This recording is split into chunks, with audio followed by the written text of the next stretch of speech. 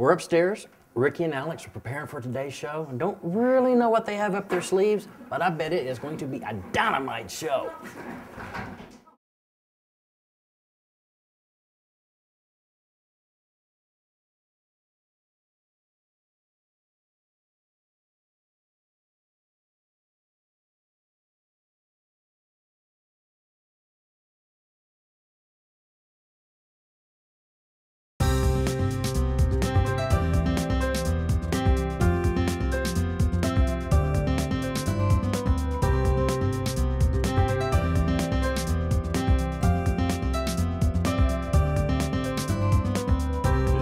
Ladies and gentlemen, Alex Anderson and Ricky Kim. I love them. I know, I love them too. Thank you for being here. Well, welcome to today's show. We are both very excited about our guest. Can't tell you how much excited I am about this. Her work is perfection.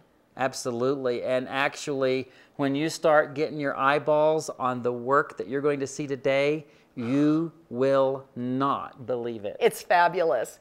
But first, you are going to show us how to do a perfect mitered binding that's sewn. Okay, in the script it didn't say perfect. Okay. Okay, because I'm going to do the best I can. Okay. But this particular binding is the binding that I would recommend if you do not want to have any seams on the sides of your quilt. Okay. Now, not that there's anything wrong with that. I just really love seeing these 4 little mitered corners, and I'm going to show you how to do that. So, And they're sewn mitered. they are sewn mitered corners. So they're not the typical French fold where you have one long binding strip that goes all the way around. You're going to have 4 binding strips for each side of the quilt. Okay, so now, if a quilt were 90 inches, then you just go the lengthways and cut it off, right? yes, but you would probably want something in the neighborhood of 96 or 97 inches because you need a tail, top and bottom, okay? Right. And so what I've done today, and you could do this any width, you can adapt this for any width binding. I am taking a 3-inch strip for my binding, and I have folded it right sides together and pressed it, so it is a folded binding. Right. All right, doubled up. That's my favorite. All right, now on the quilt, the important thing is finding the right width for your seam allowance. So if you take and stitch, you say, well, I don't know what the seam allowance is. Ricky said I have to do something. Well, here's the test. Flip this over to the back side, and you will see your line of stitching running right across there. As you continue to fold this binding over, you want the fold to just barely exceed that stitching line. Okay, but what if your quilt has star points that go all the way out to the edge? Then wouldn't you do a 1/4 inch? Well, I would probably shrink this width down so I don't have such a wide binding. So this one's going to be a little bit wide. And actually, I try to design quilts that don't have little, so what Alex is talking about is piecework seams that kiss the edge of the quilt. If you've got something like that, you're going to want a smaller binding than what I'm doing right now. But I try to avoid that in design if all possible. Okay? Somebody wasn't born yesterday, yeah, right? because I don't want to chop those points off because I know the quilt police will come running. Oh, they'll arrest you. And they will. So now, when I test this and I flip this over, this seam allowance is good because I pre-did it before the show, right? But if your binding goes too far past that seam, then your seam allowance is not big enough. And if it doesn't reach that stitching line, then your seam allowance is just too big and you're going to have to make an alteration there. So the seam allowance is whatever it is for the size of binding that you've got, and the test is to fold it around to the other side. The next thing is now that when you sew this on, and remember I did it as a basting first, so that I could test it. Now when I really want to do it, I need to start my stitching, whatever my seam allowance width is, I need to start that distance from the edge of the quilt. And rather than trying to measure that perfectly, what I do is fold at a 45-degree angle my binding so that right at the tip of the quilt, the 45-degree angle of the binding comes off, and I finger press that. Okay. Now, when I begin stitching, I will stitch on that crease, couple stitches forward, couple stitches back, and then sew the seam. Great, I like that tip. Okay? Yes. And when you get to the end, you're getting close to the end, do the same thing, fold the tail at a 45-degree angle, finger press it, and then open it up and finish stitching. Stop right in the crease and back stitch to secure. All right, now when it's time to do the next one, pivot. You'll start this seam the same way. Fold it back so that you can see that crease. Fold it up and stitch all the way down. Now, if you'll notice here, I'm going to see if we can get a good shot of this. Those are kissing right in the corner, okay? And that's important for this. Well, my guess is that you don't want to overstitch. You want to just be able to see the background. And I actually have maybe a 32nd of an inch separating right now, and that will not be a problem. Nice. So just a little bit will be fine. All right, now I'm going to do that on all 4 sides so that I have 2 tails at each corner of my quilt. About how long? You know, 3 to 4 inches. All right. 2 inches is getting a little bit small, so 3 to 4 inches is pretty good. Now it's time to actually do the actual binding. And what I do is I turn this whole project upside down so that my binding strips are underneath. And this one, the one that's going vertical away from me, is just laying underneath. But the one that's coming toward me is folded out away from the quilt and toward me so that I could fold it up and over. All right, now here's where it gets a little interesting.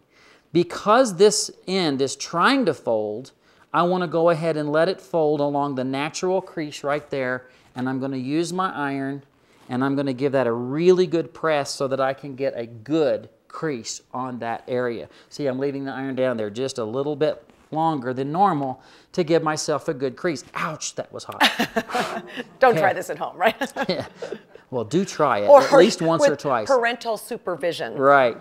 Now, when I fold this up, normally I want this. Remember, the fold is going just past the stitching line, so I'm going to fold this up just a teensy bit past the previous crease, and again, I'm going to press. This crease is even more important than the first one. All right. All right. So I'm going to let that crease in right in there, out there on the tail. Now, this is where it gets fun. Well, let me talk about this. This is the tool that makes it all happen. This is the binding miter tool. This is by Animus Quilt Publishing, which is Jackie Robinson. Jackie Robinson's company. We all love Jackie Robinson. And truly, Alex, this is not just a promotion. This is one of the tools that I cannot live without. This is in my sewing room all the time, and I do all of my borders this way, all of my bindings with this tool. So what's going to happen is you now take your 2 tails, and can you see how they're coming at an angle? I've got them sort of at an angle. I'm going to come into that corner and pinch right there at where those 2 seams have come together, and I'm going to pull the quilt up at a 45-degree angle. And I'm pinching that corner, and I bend it over so that both bindings are now laying horizontal in front of me. And as soon as I get it all laid out, everyone will be able to see that much easier. So you see those bindings are coming straight across in front of me, but the quilt is going up at a 45-degree angle. And you can see, here's my first crease, and here's the second one that I said was very important. And right here is the stitch where I started and stopped the corner. Those are the important things, because this miter tool allows me to lay this on here in such a way, I'm going to point with this again, so that the stitch is bumped up next to this angle.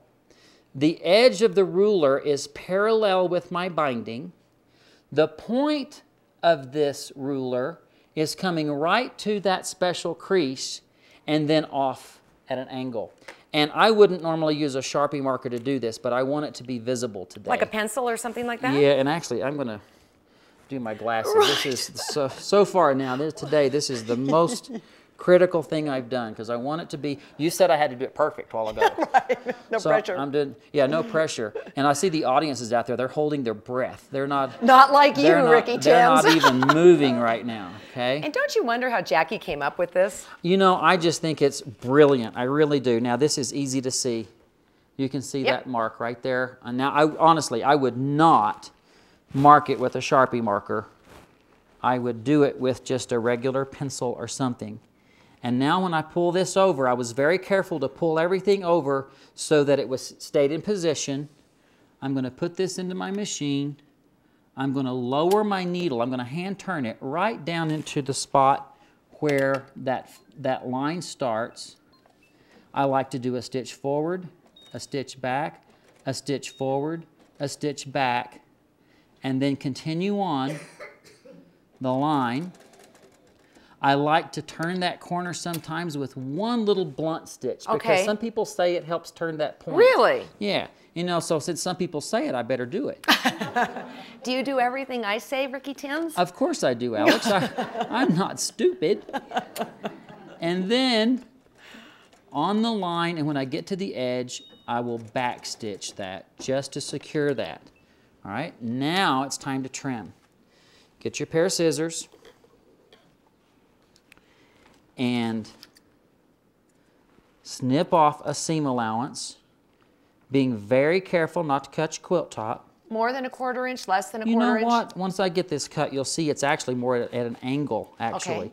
And actually, I got a little stitch caught on the back side of this, but I don't think it's going to affect anything. Well, that's why you when have a I seam turn it. ripper if you need to release it. All right, so actually I'm going to use that seam ripper. So there's my stitching, okay? I'm going to take this point. You know what I'm going to do, Alex? I'm going to snip that off a little more blunt. Okay. So I don't have much bulk right at the corner. I'm going to fold this right sides together so that my corner opens up a bit. Do you need the iron? You know, it's not the iron, it's just because I got that little bit clipped on the inside. Okay. But I'm gonna, now that okay, I'm gonna hold that still. Oh, look, I got a critter.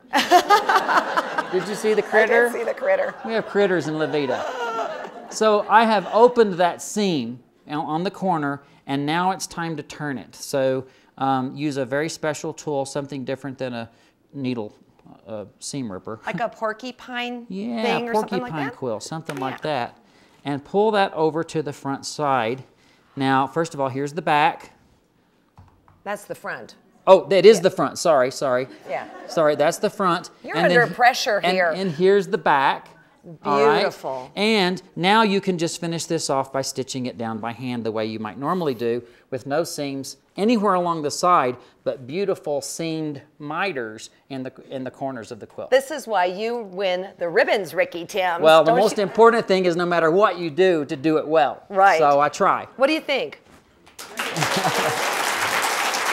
That's a tough one. Well, I have to say that I kind of was like going, "Ooh," but you really made it easy, Ricky. Good. Really, truly. Just step by step, one step at a time. Well, as we mentioned at the top of the show, we're very, very excited about our guest. And she is from Down Under. That's the first clue. And her work is perfect. You will not want to miss today's show. Stick around.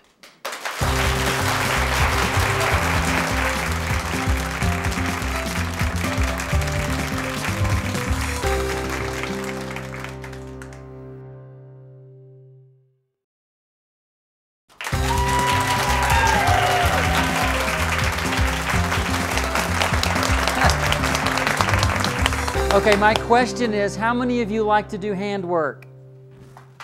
Yeah?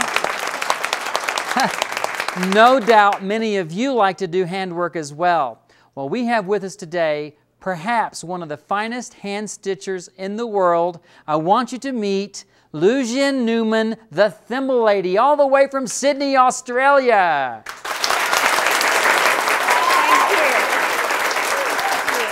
This is so exciting. Thank you for being here because this is quite a journey for you. Yes, but thank you for having me. And actually, where were you born? Beijing, China. So you're representing 2 countries today, right? I think so. You are. Well, your work, Liuxin, is absolutely fabulous. It's perfect. Well, Say thank you. yeah. Okay. And this is what I have to say about today's show. Put your glasses on.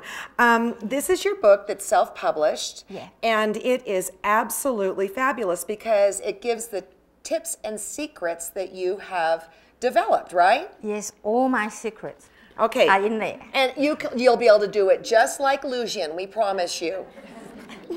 Anyways, I love this page because I think this kind of explains the different levels of applique.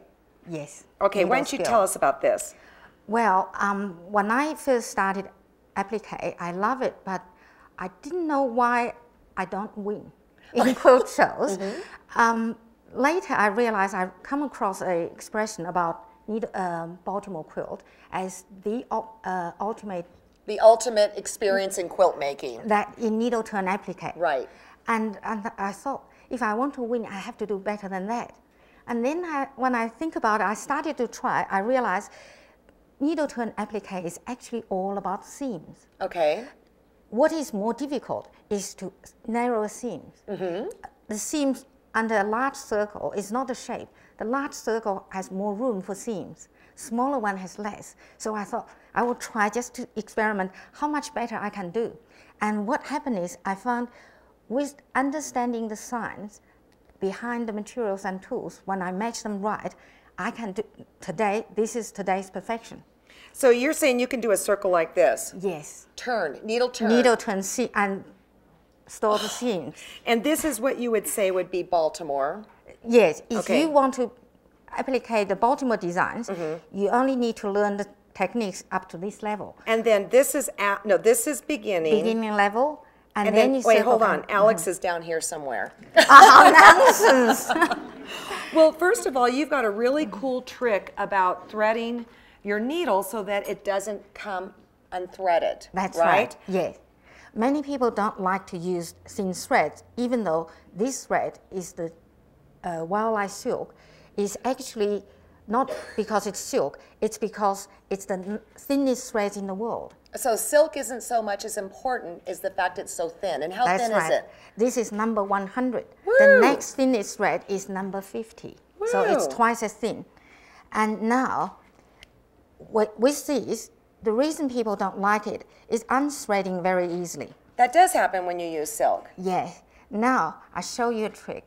Here, I lay the shorter end of thread over my finger Okay. alongside like vertical, and then hold it gently. Instead of trying to see it, I run my needle right angle against the thread in Okay, between hold my still fingers. here. Okay. In between my fingers, All right. the needle actually pierces the thread. And on top, then I do another one the same way. See, without you seeing it, Yes, you pierce perfect. again. Perfect. And then when you relax, you don't hold needle to pinch the threads too hard. When needle goes between your fingers, it pierces the thread. After these 3 times, All right. I hold the thread, and then slowly, and then you see when the needle thread tip facing down, it's wounded on the thread. As you're using it, it gets shorter and shorter. See, that Oh my means goodness. you don't need to use long thread all the time. Wow. Now, how And- many of you have seen that before in the audience? And this is just make it so easy. You don't need to worry about threading the threads. So easy. And it's actually really It important really is. Yes, to it is. use the thickness of threads match the size of eye of Okay. needle. We often hear people complaining that certain threads, needle frayed threads. Right. It's actually in most cases, or the needle thread. When needle frays threads, it's because the needle is too thin for the thread, for the thickness of thread. Okay. Yeah. Well, actually, for your, this is what you use, right? This is the medium one. Okay, use the small This one? is the small one. All yeah. right. And tell us about these needles. Well, these needles, when I talk to needle manufacturers, Mm-hmm. at the first place is because after I developed my quilting technique, Mm-hmm. I realized we don't need to use short and thick needle for quilting. It's the quilt tension on the quilt actually make the break the needle. And we'll show that in a few minutes, but not yet. Yeah, right? Once I realized that, I realized we don't need so many needles. I know needle manufacturer will love you when you have a whole drawers of needles, Right. but we actually only need 3 different needles. The thickness of needle really only matters to the fabric that you sew, because how densely woven the fabric Right. is means how much room left in the fabric for needle to go through easily. The denser the weave fabric, the thinner the needle you need to use. And all the fabrics are woven in 3 different densities. So you have to determine which one you use with which. Yes, and when I apply very dense batik fabric, I use the size small because that's designed to go through very dense fabric easily. This one is for this normal weave. Okay. And this one is made much longer. Now you have all this information on your website, right? Yes, and in my book. Okay, and what is the name of your website? Thimblelady.com. Okay. Are you ready to applique now? Yes. All right. Can I hand you anything here, like glasses?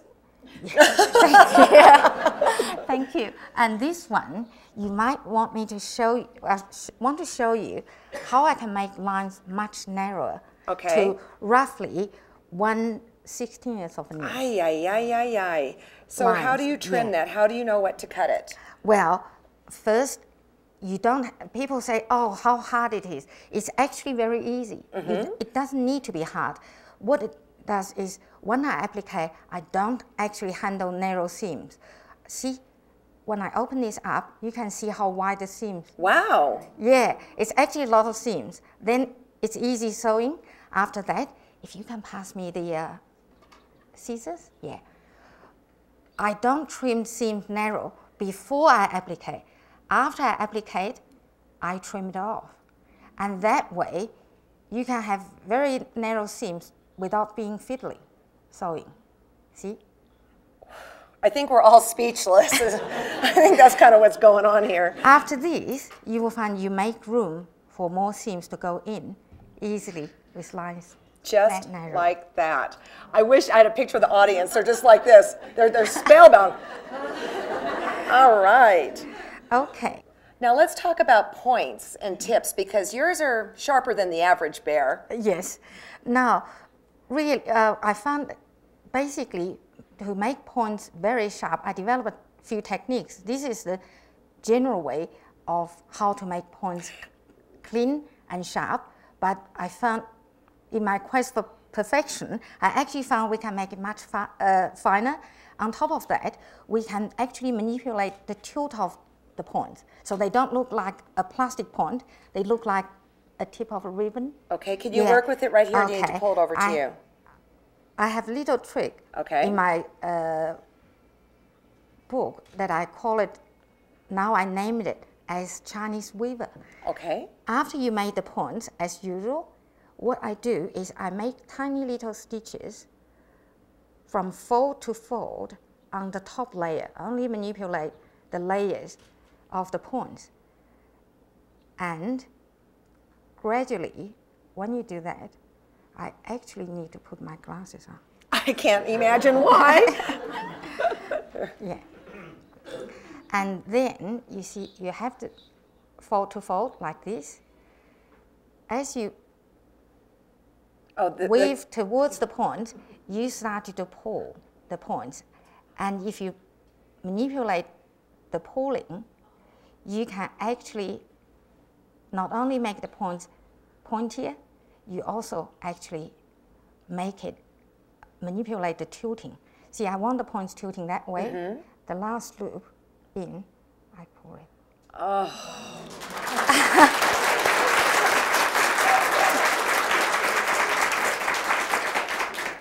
Okay, you're not going anywhere till you do a dot. Okay. Yeah. I mean, this is just amazing. Thank you. Now, it's really very easy, and now people ask me. Okay. People ask me how hard it, how I just sit there and develop these techniques. I actually didn't try to develop anything. It's all a fix of all the mistakes I made, and now I call them techniques. See, when you make a fine dot, circle, it doesn't mean you have to make cut the fabric very tiny. Do you care if we give you this color thread, or what do you want to do about that? We'll just use this one. Okay.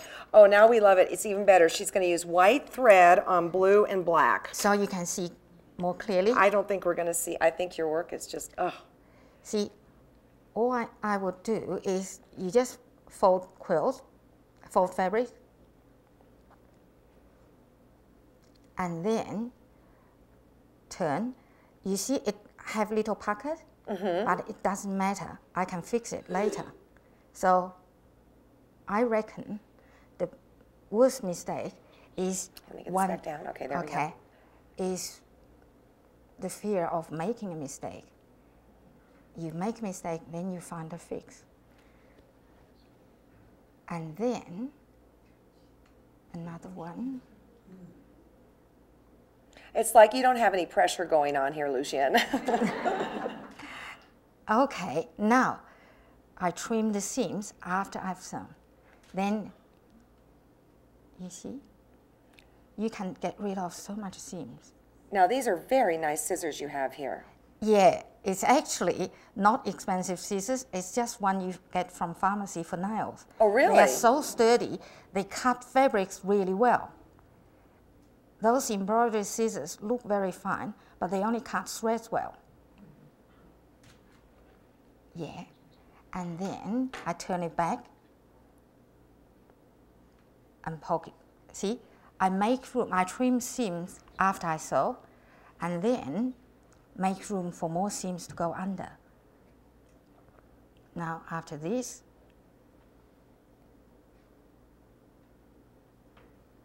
we are spellbound.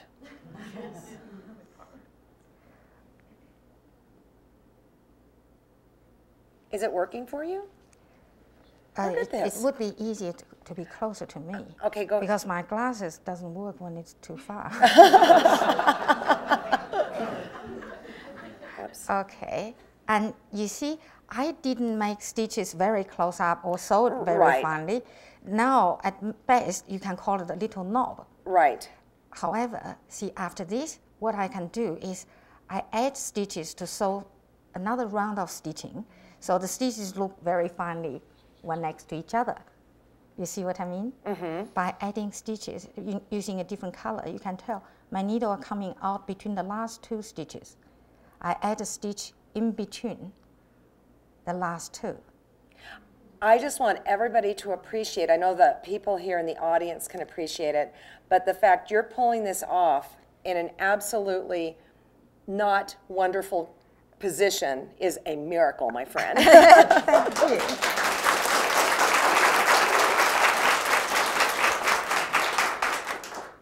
And then, and our camera guys get an A+ today. and after this, you see, a little knob is made, and look at all the little pointy puckering. That's okay. Now you can watch. I use Chinese weaver. Oh, to pull it all together. Yes, I correct all the imperfection. So nothing is called a mistake. You never fail. You see. And there are more. I developed 10 techniques. So for all those 6 basic shapes, like fine lines and steep indentations, all these are in my book and backed with DVD. Show you exactly how to sew every bit. So. Well, I'll tell you what. You just took my breath away. How about everybody in the audience? Yes. Thank you. So again, for what we just did, everything's available in your book, and the instructions are clear and beautiful, and it's self-published, right? Yes. All right. You can get more on my website. Right, thimblelady.com. But let me just say this. When I first met you, okay, I think I'm a pretty good hand quilter. Yes. Well, not anymore. Of course. Of course you are. I just give everybody the basics here. Well, as Alex introduced me before, I really don't think I'm the only one who can quilt that well. But I must say, these thimbles I have developed made it so easy to quilt very finely. Here, let's hold it still so everybody can see. Now, this isn't like the thimble that you gave me before, which I adore, because one of the things about Liuxin's thimbles is that they're big indentations, so it really holds the needle so they don't pop out on you. Yes, that's right. And on top of that, I started to experiment, and now I came up with this design really good for this technique. Okay. Make it even easier. Okay, do you wear them both at the same time? Only when I quilt back and forth and or show off. Okay. Do you want me to hold one while you're quilting? Okay, there you go. Yeah. The character of this technique first is, as Alex introduced before, you don't prick onto your underfinger at all. Never, no fingers touch the needle tip. Okay. Yeah. So now, let me show you. I just want to say that the way Liuxin explains it is, I think, perfect. So listen up if you wanted to learn how to do this. Now, I do it differently than Liuxin, but I think this is why she's getting the ribbons. Look how loose this is in here. The thing is, when we use old thimbles when we quilt, the reason we have to prick onto our finger is the dimple on the top is not as big as this. And when the dimple is much bigger and deeper, it holds needle, as Alex mentioned, it won't pop out of dimple on you. What I found is after I stop pricking myself, I can make the quilt so loose, and therefore I can no tight quilt to add stress on the needle, so I can use a much longer needle. And you're folding. You use the word, the expression folding the fabric. Yes, I thought about it. I think the best way to describe the difference is instead of pricking onto finger to balance the needle to quilt like this, I actually fold quilts an inch away. You can see how far. From the needle tip, when I fold that far away from the needle tip, actually the needle doesn't get bent anymore. Okay. With a longer needle, your stitch looks so much more consistent and so much faster. And everybody wants to know what the batting is. Well, I use the one you like. It's better for hand quilting. Is Hobbs resin bonded batting. Is it the heirloom? The name is heirloom. Okay. But it's actually the method of making the batting is the different batting. Okay, so it's resin? Resin bonded. Okay. Yeah, but resin bonding stop beading without making batting dense. Nice. Yeah. Now quilt away from yourself. Everybody loves that, using the thumb. I love that too. Yes, our thumb is so much stronger than finger. Thank you. Yeah. Okay. Now, it's the same technique. The only difference is quilting away from your body. I actually prefer working with my thumb because you mentioned it's a stronger finger, and the other thing is that you can quilt longer in the day because you can switch back and forth. Yes. On the other hand, I found it's really important to quilt with both fingers, both directions, really. Yes. When you handle a large quilt. Otherwise, you'll be forever turning quilts. Well, what about this forever turning quilt? You've designed this hoop. Yeah. First, I actually couldn't use normal hoops. I didn't find it useful, and it's heavy. Now, being able to quilt without pricking fingers, I can quilt all day long. Nice. Yeah. So I found holding quilters started to tense up shoulders. With this, totally hands-free. It's sitting under my lap. I'm going to show everybody this. Let me hold this up. So you can just twirl it around and just hold it there. This is awesome. With the weight of your lap, it's stabilized. So even your lap won't carry anything. Well, Liuxin, I think it's safe to say that you have left everybody speechless. I wish I had my camera on the audience right now. Please don't go anywhere, because when you come back, we'd like to look at some of your quilts up close and personal, okay? Thank you. Stick around.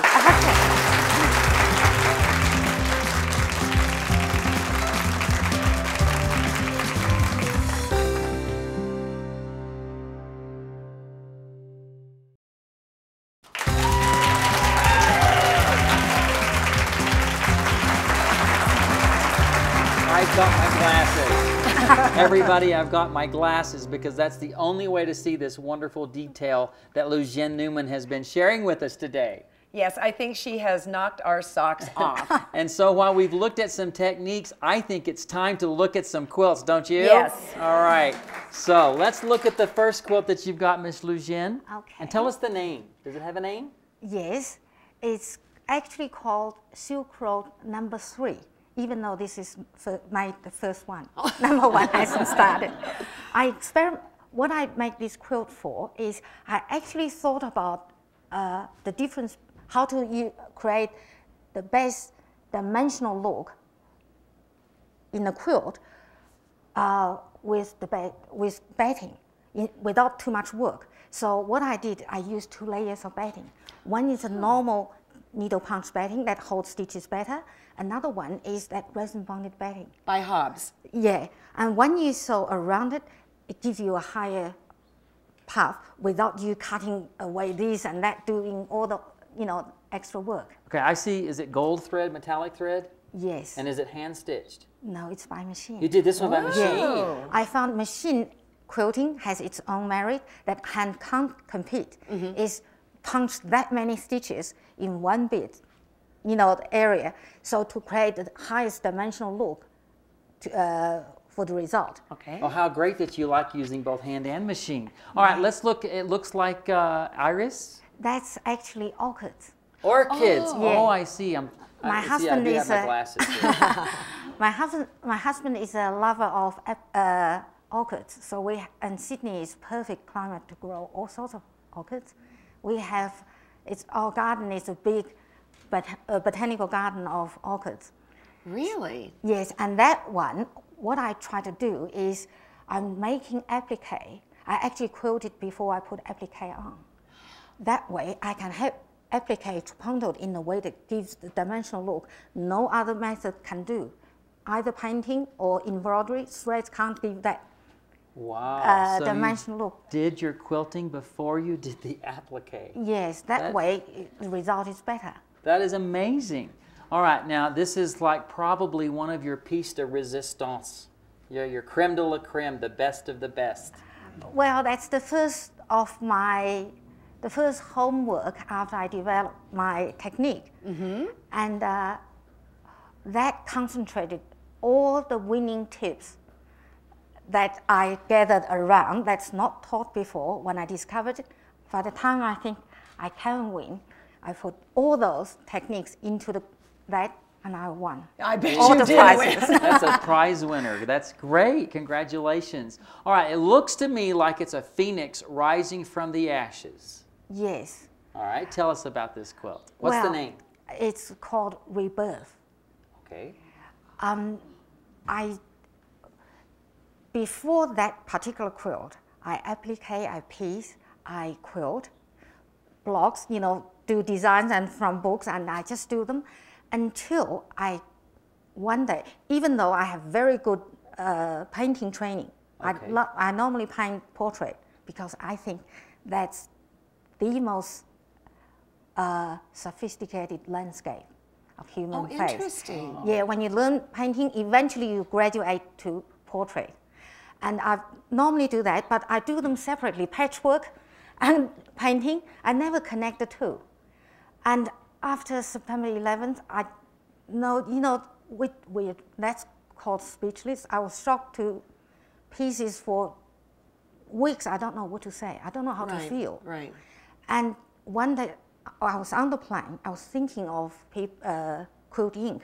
asking for quilts for a special exhibit. Just this rising phoenix just came out of my head. On the plane, I started to sketch. I didn't hear anything that the flight attendant asked me, offered me drinks and all that. After all that, she came up and said, "What are you doing?" I said, "Oh, I just got this image for the quilt." So I went back to Sydney. I stitched it all, designed and painted the fabric in 16 days before I had a... And I'm sitting here getting goosebumps hearing that story. Yes. That's very, very special. I felt so confronting emotionally. And I prefer to mostly stitch relaxed. So that's a one. very, very emotional piece for you because you combined your love of painting and handwork. Yeah, the first time I think that the two actually work together. That's great. All right, up at the top, way up at the top, the pink and black one, what's its name? That one's called Seashells on the Seashore. I designed that one, basically is when I started to search for perfection in appliqué, how well you can appliqué, I started design patterns for quilters who learn my techniques so they can use the technique on designs with finer points and So that's a thinner pattern lines. then? Yes. Okay, wonderful. And then, this is one of my favorites. This is it's a peacock, but what's the name? Bejeweled. Bejeweled, yes. I designed that quilt to win. And then, I guess so. so I thought about now, not just I design a quilt, I started to incorporate skills that shows I'm a better appliqué. So that's why so-called add wow factor. And that's how, what I do is I design lines very thin. So then that... And those are all appliqued. Yeah. Aye. And then all those tiny circles to show that. Right. Wow, Right. and I have to say that Liuxin already knows this, and it's going on public record that if you ever sell that quilt, I get first choice. Right? I'm so flattered. Right? Yeah. Yes, I love that quilt. I have to say I love the peacock, and it caught my eye at the last show where we were together. But honestly, this tree, I thought this was embroidered, but those leaves are appliqued. Yes. I have to tell you, come back to the Bejeweled, even though it won all the prizes in Australia, it didn't win anything in Houston nor AQS show. And one of the common judges' critique is my needle turn applique is not fine enough in the Bejeweled quilt. And then I thought, Hannah, I will show you. Okay. And so is that the trick then? Okay. So I designed This the is going tree. to trick everybody, but I'm going to run over and make a dime. I want to show them how small that is, okay? Okay, Don't yell at me, Angel. So in that Justin, do you have a dime? applique, No, I got the tree quilt, I made the finest. No one can make it any smaller. Look at that. So then judges won't have excuse not to give me a prize. So it won, of course, it won all the prizes. You know, what can I say? You know, my theory about winning is it has nothing to do with anything, although it gets when it's your turn. And so obviously it was your turn, but I think the other time it was more than your turn too.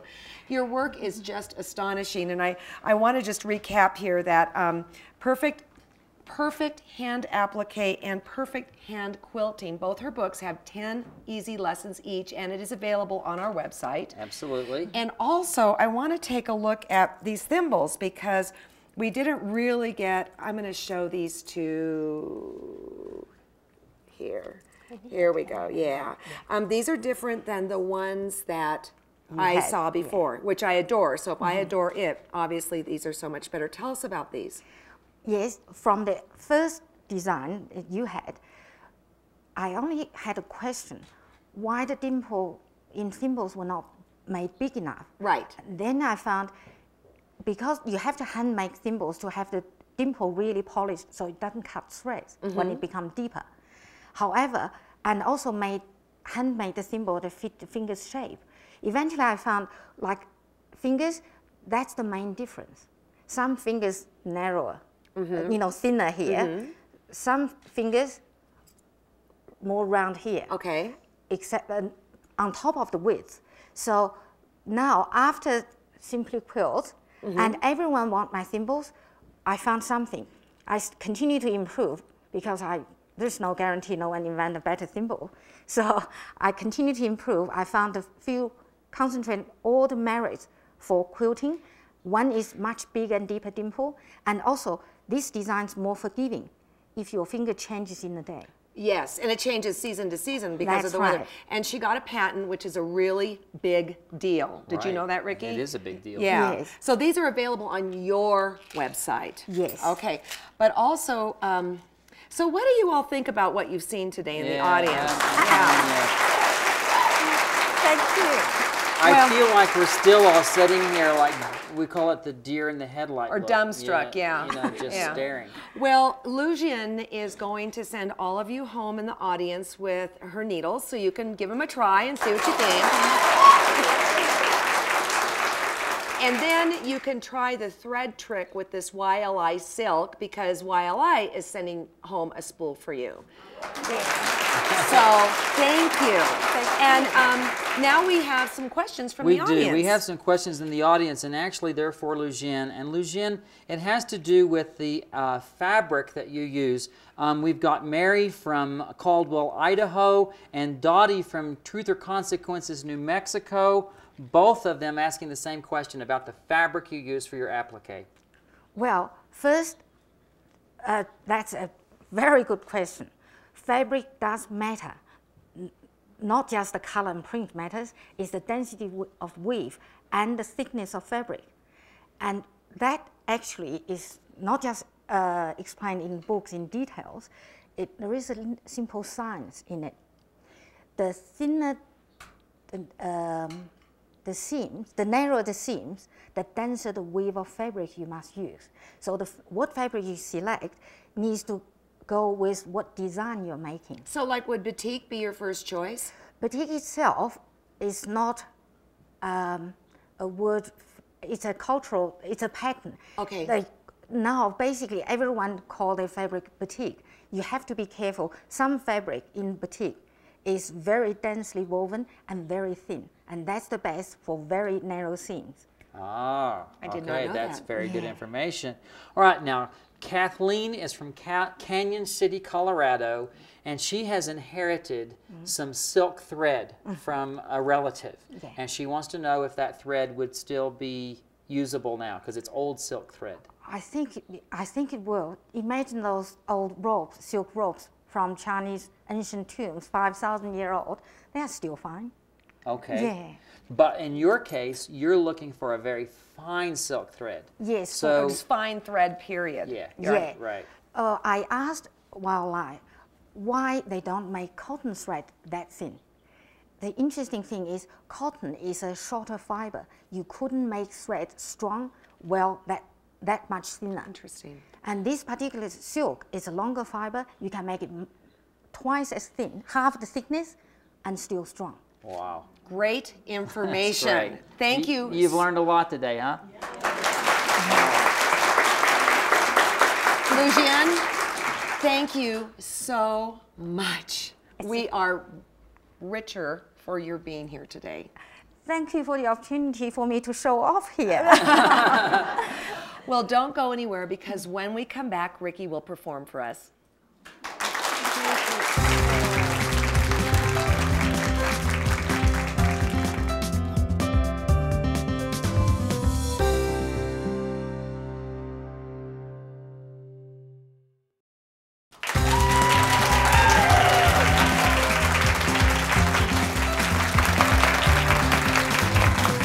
Welcome back, everyone. Ricky's going to perform for us right now, not on the piano, but on his flute.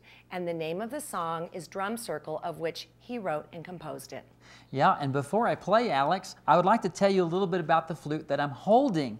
This is my brand new flute. It's made from a piece of oak. Many of you know that Justin and I have 40 acres of wonderful land in Colorado, and we had to clear out a few oak trees to put in a little tiny little cabin named after my grandmother, who was an inspiration to me and got me kind of started quilting.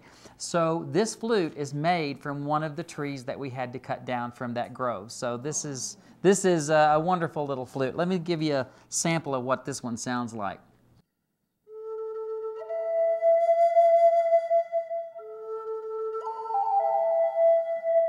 Nice, yeah. But unfortunately, these flutes come in different keys, and so I have to use a different flute for this piece, but this is Drum Circle. I hope you enjoy it.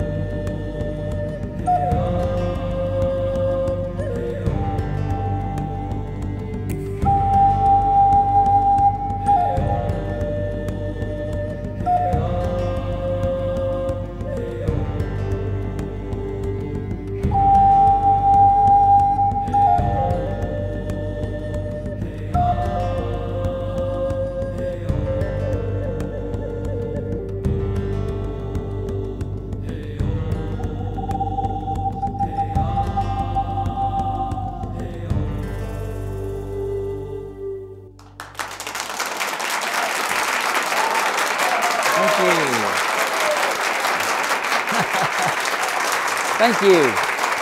Thank you very much. Nice job, Ricky Tim. Oh, it's a lot of fun. Yes, it is. Man, what a show today. Wow, I tell you what, we really were kind of starstruck with the wonderful, wonderful stuff that Liuxin Newman showed us today. And then, of course, that wonderful binding at the top of the show. Perfect. Oh, well, thank you very much. Yes. Appreciate that. Hey, everybody, we are so glad that you joined us. It's a new day. Every day.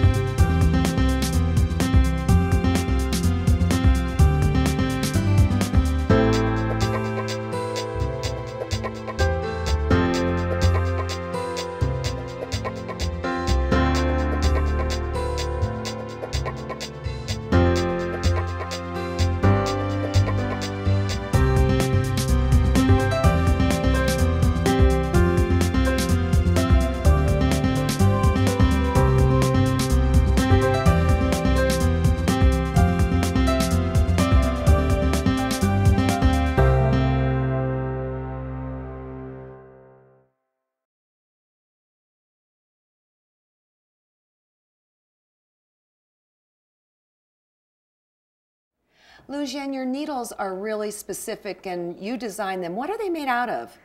Surgical steel, actually. Really? Yes. Do they bend less or do they not oxidize? Actually, basically, needle needs to be, steel needs to be stronger in order to make needle thinner. Thinner needles easier to sew and give less stress to hands. Is this why you can get like 12 stitches on your needle before you pull? Yes. And you say that helps you go faster, helps you quilt faster. Well, if you can load 12 stitches at a time instead of 3 stitches at a time, of course you quilt faster. Right, right. No Yeah, that kidding. makes sense. Now tell us about the very first time you entered competition, or at least here in the United States. You don't have to name the show, but you can if you want. Yeah, well, in the past, I just pick up patterns I like, you know, and then I just make them and to show. When I first realized my quilting stitches are really fine, I just made a quilt, entered to AQS show, Paducah show. Right. And I got a letter said they don't want this kind of beginner quilt. Oh. And I didn't really... Did it break your heart? Yes, but I think I'm more confused because I thought, what did it take to win? You know? So that's actually the starter of my quest for perfection. Because I think if you make quilts, competition is all about who makes better quilts. Then I want to find out what is perfection so I can make a better quilt. Well, so what is perfection? Well, basically I realized it's to see who can sew better. Those who can applique narrow seams can automatically handle wide seams. So the difference between beginner level skill and higher master level skill is how wide a seam you can handle. Now, does your mother sew, or grandmother generationally, is this in your blood? I would say so. Okay. My grandmother was actually a tailor by profession during the communist rule. She was born into a rich family and women only sit at home and sew. That's all she know how to do. Mm-hmm. And after communists took China, basically everyone has to work. Unlike, you know, in a capitalist country, you have to find the work if you want to work. Mm-hmm. There, everyone has to come out to work. And that's her skill, so they made her to do sewing. Later she teach sewing and embroidery in an embroidery factory. Now, Liuxin, have you been quilting for a long time? When did you start quilting? It's not really very long. I actually started in 1995 after I bumped into a quilting book.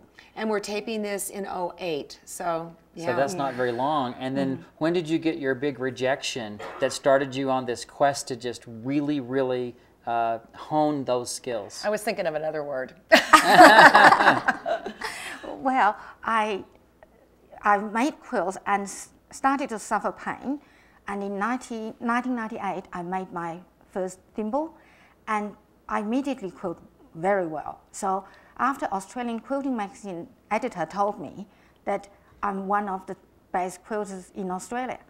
So I started to be ambitious, and I thought if my quilting is that good, then I can enter the show.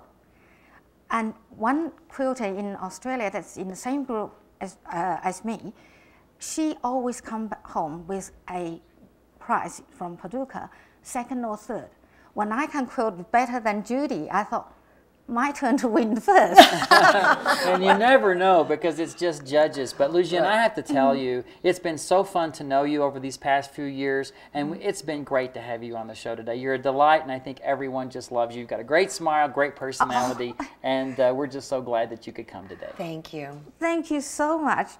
And I must say, you wouldn't know how thankful I am. And when I was first invited on to Simply Quilts, I didn't expect what it can do to my business and to the sharing that can make the information out so fast. So I'm so excited and looking forward to come. And we are so grateful that because of the internet, we have the opportunity to move forward and show people what's new and happening. So thank you so much for coming. It's a pleasure.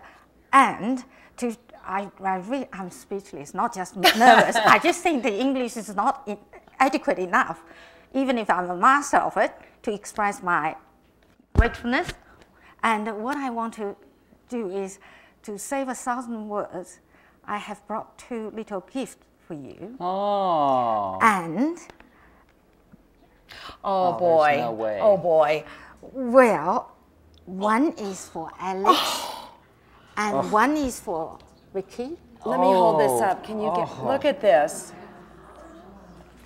Well, it you says certainly. Lavita. Look at the tiny little writing. I'm so pleased you see that. Yes.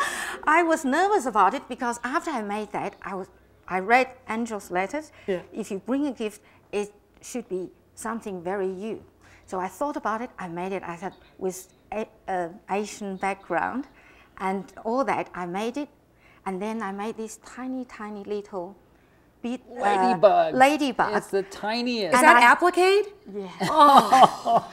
And I gave my husband this. I was so excited. I said, look, he didn't see it. Oh, it's so tiny. Thank you so much. Thank you so much. It's Liuxin. been a wonderful show. Wonderful show. Thank you. Thank you. So that's my way to say thank you. Thank you. I hope you know how happy I have been. Yeah. Thank you.